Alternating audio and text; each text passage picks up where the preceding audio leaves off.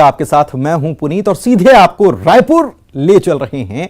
News 18 की तरफ से खास कार्यक्रम ओपन माइक का आयोजन किया गया, जहां पर प्रतिभा और संभावनाओं का ये समागम है। ओपन माइक छत्तीसगढ़ ये कार्यक्रम है जिसमें सबसे बड़ा मंच है और कई दिग्गज इसमें शामिल हुए हैं। इतना आसान नहीं है जो वो दोनों कर रहे हैं। I think hats off to both of them.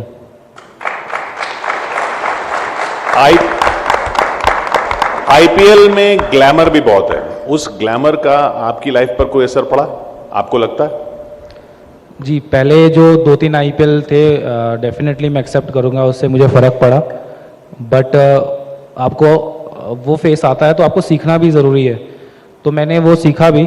फिर जब मैं बाद के फेस में आया, मैं 2017 में आया और अभी आया, तो वो सारी चीज़ें मुझे जहन में थी कि मुझे क्या करना है क्या नहीं करना है, कब फोकस करना है, कब एंजॉय करना है। आप क्योंकि आप इतने टेंस सिचुएशन में रहते हो, आपका एंटरटेनमेंट होना भी बहुत ज़रूरी है, आपको एंजॉय करना भी बहुत ज़रूरी है लाइफ। सो बट वो कब क्या करना है वो मुझे अभी था पता कि कैसे करना है।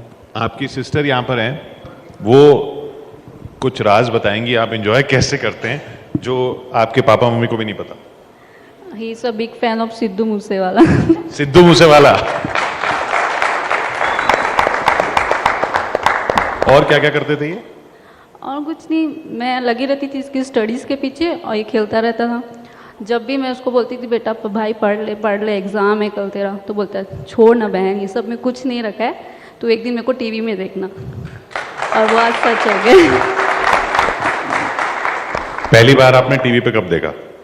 पहली बार मैंने इसको खेलते हुए ही देखा था, टेस्ट मैच में। तब इसने आई थिंक सेंचुरी मारी थी।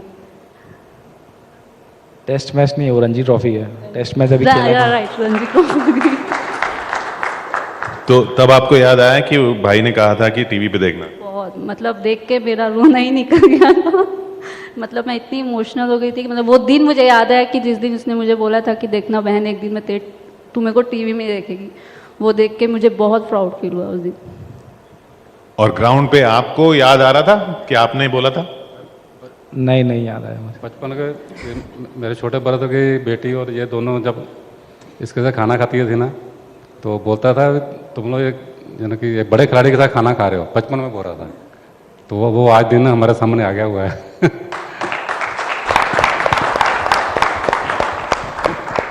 लेकिन जैसा आपने कहा ना, अभी वो इंडिया वाला कैप जो है, जब वो आएगा, वो क्या सपना पूरा होना उसको कहेंगे आप? जी बिल्कुल, वो हर एक प्लेयर का रहता है, मेरा ही नहीं। वो ड्रीम होना नहीं होना बहुत अलग बात है, बट आप जब अपना करियर फिनिश करते हो तो आपको अंदर से रहना चाहिए कि हाँ मैंने अपने सारे एफर्ट्स लगाए। डेस्टिनी पे मैं बिलीव नहीं करता, बट डेस्टिनी कहाँ भी लेके जाए वो उसका काम है, हमारा जो काम है हम वो कर सकते हैं। तो बिल्कुल डेस्टिनी जहां ले जाए उसके लिए मेहनत कितनी करनी पड़ती है? क्या पहले की प्रैक्टिस कम थी, जैसे जैसे सफलता मिलती गई फिर क्या प्रैक्टिस बढ़ानी होती है? नहीं, बिल्कुल ये ऐसा सफ़र है कि ऊपर वाले से भी लड़ना पड़ता है और खूब लड़ाई होती है। मैं तो खूब लड़ता हूँ, और डेस्टिनी से भी लड़ना पड़ता है कि आपको बताना पड़ता है कि मेरा काम आपसे ज़्यादा स्ट्रांग है। तो वो आपके वर्क एथिक से ही आएगा। सो आपके वर्क एथिक जितने स्ट्रांग होंगे तो वो सारी चीज़ें कनेक्ट करेंगी। ये हम ये जानते हैं आपको अभी बैक की सर्जरी भी हुई है शायद, तो अभी क्या स्टेटस है? नहीं सर, अच्छा है। डे बाय डे मैं इम्प्रूव कर रहा हूँ, और मेरी कोशिश थी कि मैं इस इवेंट पे आऊँ ताकि मुझे फील ना हो कि मैं एक पेशेंट हूँ। सो ये चलता रहेगा स्पोर्ट्स लाइफ। और हमें भी बिल्कुल फील नहीं हुआ कि आप पेशेंट हैं। हमें लगा कि हम उस छत्तीसगढ़ के प्लेयर से बात कर रहे हैं जिसको हम अगली बार जब मिलेंगे तब वो इंडिया खेल रहा होगा। बहुत बहुत शुक्रिया आपका। Thank you so much sir, thank you. Open mic में आने के लिए थैंक यू।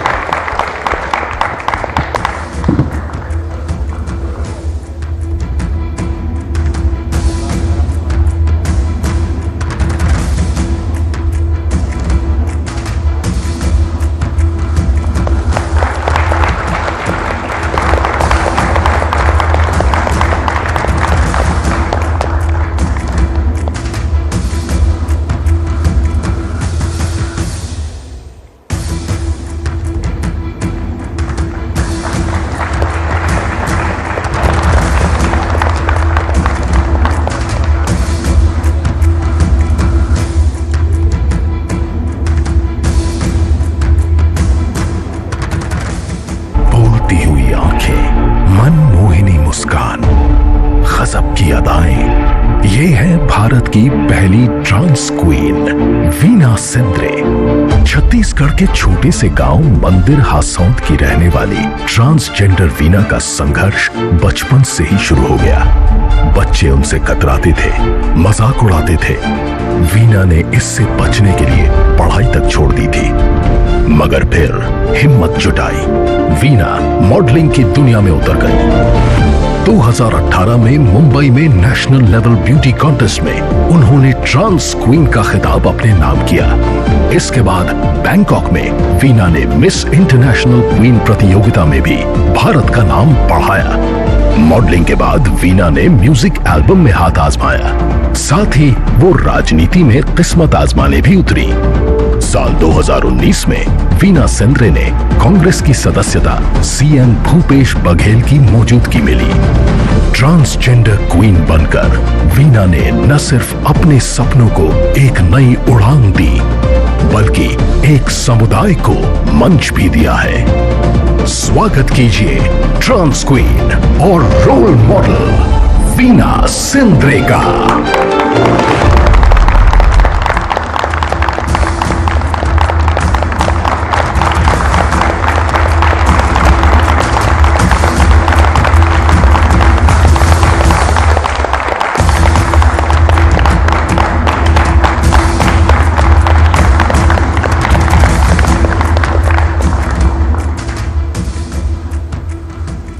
वीना, स्वागत है आपका ओपन माइक में। पहली trans queen, hello. Miss International queen, ये सारा सफर जब आप आज देखती हैं कि जब आपने पूरा किया, वो कौन सा टर्निंग पॉइंट था जब आपको लगा कि मैं यहां पहुंच सकती हूं? जब मैं लगभग 12-13 साल की थी, तभी से एक खुद के लिए इमेजिनेशन था कि मैं बड़ी होकर इतनी सुंदर बनना चाहती हूँ कि लोग मेरी ब्यूटी को देख कर के मेरी तारीफ़ करें और उन्हें ऐसा लगे कि यार मतलब ये कितनी खूबसूरत है। और एक्चुअली उस सपने को पूरा करने के लिए मैंने काफ़ी संघर्ष भी किया। मतलब चाहे कहें मैं कहूँगी बहुत सारे ट्रीटमेंट्स, या फिर कहूँगी सोसाइटी, या फिर कहूँगी फ्रेंड्स। तो अपने उस छोटे से खूबसूरत से सपने को पूरा करने के लिए मैंने बहुत स्ट्रगल किया, और फिर मैं आज अपने उस सपने को जी रही हूँ। तो ये मेरे लिए ड्रीम कम ट्रू वाली बात है। और एज़ वीना आज मुझे वो रिकॉग्निशन मिलता है as a model, as a actor. तो काफ़ी अच्छा लगता है जब लोग रिस्पेक्टफुली मुझसे बात करते हैं, मुझे वो रिस्पेक्ट मिलता है सोसाइटी से, तो काफ़ी अच्छा लगता है। ये संघर्ष जो वीणा आपने बताया, ये आगे का है। जब छोटे बच्चे को संघर्ष झेलना पड़ता है, मुझे लगता है बहुत से बच्चे तो वहीं टूट ही जाते होंगे, आगे बढ़ ही नहीं पाते होंगे। तो वो बचपन के दौर का जो ट्रॉमा था, वो कैसा रहा? देखिए, काफ़ी डिफ़िकल्ट था वो समय, जब मैंने अपने माता पिता को बताया था कि मैं क्या फील करती हूँ, क्योंकि मेरे पास कोई ऑप्शन ही नहीं था उनको बताने के अलावा, और कोई सपोर्ट भी नहीं था कि मैं उनके साथ शेयर कर सकूं। वो एज क्या थी जब बताया? मैं लगभग 15 साल की थी।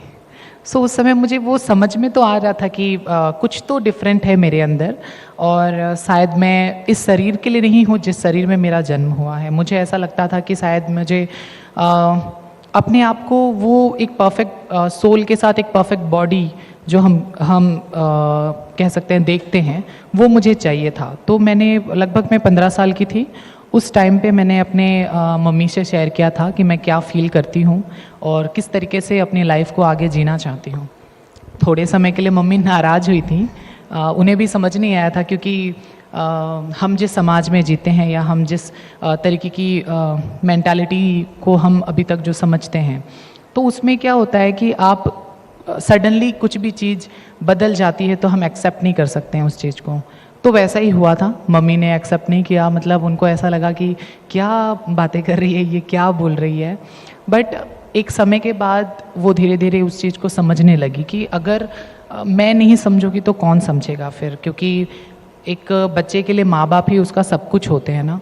तो उस तरीके से मैंने अपनी वो जो एक संघर्ष कह सकते हैं वो जारी रखा और उनको कंटिन्यू मैंने समझाने की कोशिश की, मम्मी को। पापा तो बिल्कुल भी नहीं समझते थे, क्योंकि उनका एक अलग ही एक होता है समाज के साथ में एक अलग ही कनेक्शन होता है।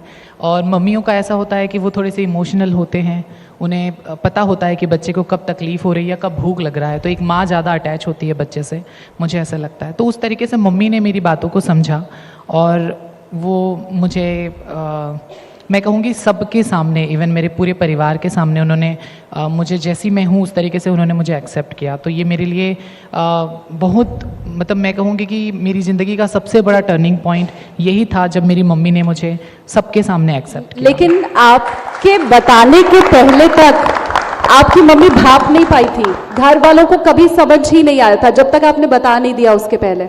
नहीं, देखिए समझ तो सबको आता है एक्चुअली।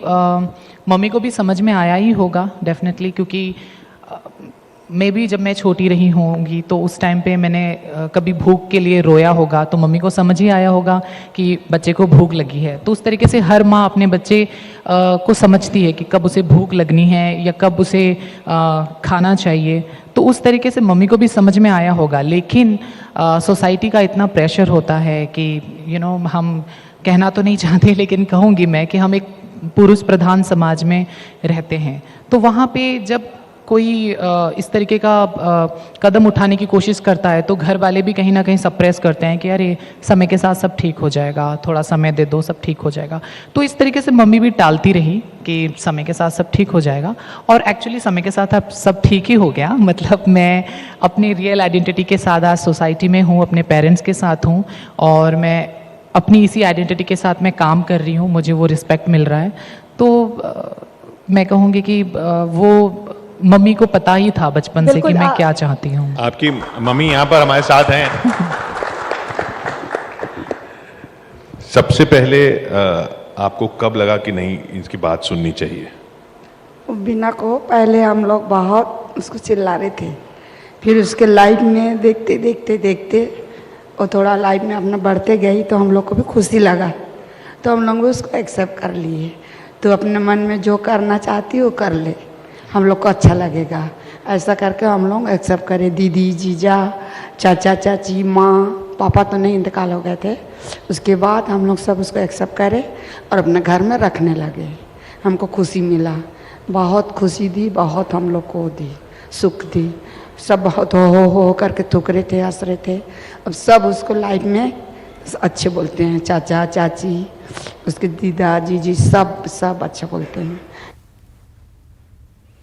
और भोपाल से बड़ी खबर आपको बता रहे हैं, कांग्रेस में टिकट को लेकर नया क्राइटेरिया तय कर दिया गया है। ऐसा कहना है नेता प्रतिपक्ष डॉक्टर गोविंद सिंह का। उनका यह नया पैमाना सामने आया है कि सिर्फ पावरफुल प्रत्याशियों को टिकट दिया जाएगा। पावरफुल कैसे, ये तो उनकी अपनी परिभाषा हो सकती है, लेकिन यह कहा उन्होंने पावरफुल प्रत्याशियों को टिकट देंगे।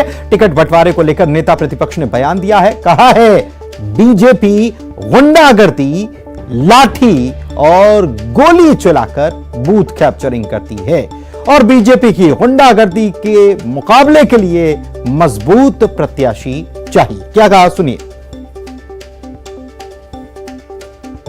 चाहिए, हमें क्या दिक्कत है। भारतीय जनता पार्टी ने अभी पिछले चुनाव में गुंडागर्दी, लाठी, गोली, बंदूकें चलाकर अवैध आक्रमण किया, तो उनसे मुकाबला करने के लिए हमें मजबूत कार्यकर्ताओं की आवश्यकता है जो भारतीय जनता पार्टी के गुंडाई का जवाब दे सके। क्या पावरफुल और कमजोर आदमी अगर दौड़ करना है, अगर दौड़ में लपू झन्ना हो तो 50 मीटर चलने वाला उसको सिपाही बना देंगे, आरक्षक बना देंगे। जो योग्य होगा, जो अनुभवी होगा, गुणवान होगा, जो चुनाव लड़ने की क्षमता रखता हो। हम क्या ग्राम पंचायत के का चुनाव थोड़ी है। भारतीय जनता का मुकाबला करने, गुंडई का मुकाबला करने के लिए हमें मजबूती के साथ, ताकत के साथ मुकाबला करना पड़ेगा। मुकाबला कमजोर आदमी नहीं कर सकता, मजबूत आदमी कर। तो बीजेपी गुंडागर्दी करती है और इसे मुकाबले के लिए मजबूत प्रत्याशी चाहिए। जितेंद्र हमारे संवाददाता हमारे साथ भोपाल से लाइव जुड़े हुए हैं, उनके पास चलते हैं। जितेंद्र, ये पावरफुल के मतलब या मायने क्या निकाले जाएं? ये क्या कहना चाह रहे हैं? पावरफुल मतलब क्या? बाहुबली, या जो जैसा कि वो आरोप लगा रहे हैं बीजेपी पर कि गुंडागर्दी, लाठी चलाने वाले, बूथ कैप्चरिंग करने वाले, तो क्या कांग्रेस भी ऐसे ही लोग खोज रही है? बिल्कुल ललिता, बिल्कुल पुनीत, आपने सही बात कही कि ये चुनाव नहीं नजर आ रहा है, ये कोई महासंग्राम की तैयारी नजर आ रही है कि बाहुबली हो और लड़ने में सक्षम हो और बीजेपी का मुकाबला कर सके। तो ये ऐसी बातें लग रही है जैसे कोई चुनाव नहीं होना है, महायुद्ध होना है, उसकी तैयारी के लिए कांग्रेस अपने महारथी तैयार कर रही है। अभी नेता प्रतिपक्ष है, उन्होंने कहा है कि बीजेपी जो है बूथ कैप्चरिंग करती है, गोलीबारी करती है और ये सारी चीजें। हालांकि चुनाव आ रहा है तो ऐसे आरोप प्रत्यारोप जरूरी है, मगर चुनाव में वही व्यक्ति सफल हो पाता है जो जनता के बीच अपनी पैठ बनाए, सभ्य हो और ईमानदार हो। इस तरह के बाहुबली नेताओं को अगर टिकट मिलता है और जनता पर ही राज करे तो वो तो अब देखना होगा कि टिकट कैसे मिलता है, अलग अलग तरीके से। ये तो कह दिया कि पावरफुल होना चाहिए, व्याख्या अपने अपने तरीके से की जा सकती है। देखना होगा कैसे व्याख्या करते हैं कांग्रेस नेता। बहुत शुक्रिया आपका इस जानकारी के लिए और इसी के साथ इस बुलेटिन में इतना ही। नमस्कार।